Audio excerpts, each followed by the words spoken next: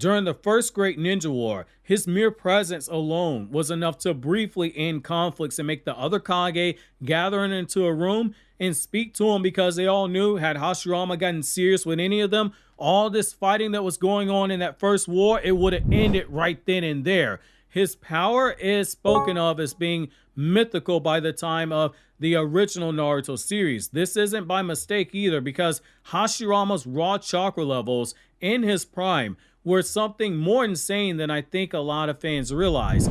Whereas someone like Kisame was being called a tail beast without a tail due to his high chakra levels, if Kisame is a tail beast without a tail, then Hashirama is basically a whole different monster. We have to come up with a different description for him. When Naruto began using Kurama mode to hand out chakra to the Shinobi Alliance, Hashirama looked at that and he basically said, "Oh, how cute. This guy has almost as much chakra as me," though it should be worth noting that this is Hashirama referring to Kurama mode Naruto, not KCM2 Sage mode Naruto, which that version of Naruto would obviously be stronger than the Naruto who Hashirama said had almost as much chakra as him. But legend has it, either version of Naruto has a lot of chakra, and we don't know if Hashirama was comparing that Naruto to his current chakra levels as an Edo Tensei, or if he was comparing the chakra levels to his prime when he was alive. So you can debate that in the comment section. Now, further evidence for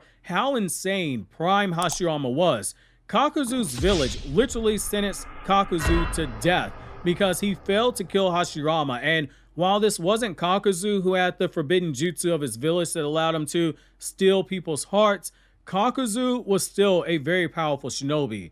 Him being able to subdue multiple tailed beasts on his own with just his raw power before he fully captured them with his wood release, that is another crazy, insane feat, because the Akatsuki were each picked specifically because Obito and Nagato assessed them as being strong enough to defeat a Biju or a Jinchuriki in battle, and each of them were viewed as S-rank Kage level shinobi. Yet Hashirama, he did this on his own, which is even more insane. The key takeaway for this is that prime Hashirama, he wasn't just Kage level, he was a tier well above Kage level. He was basically knocking on the door to that level of power needed to fight a Ten Tails Jinchuriki. Not saying he's Ten Tails Jinchuriki level, but he's knocking on the door there.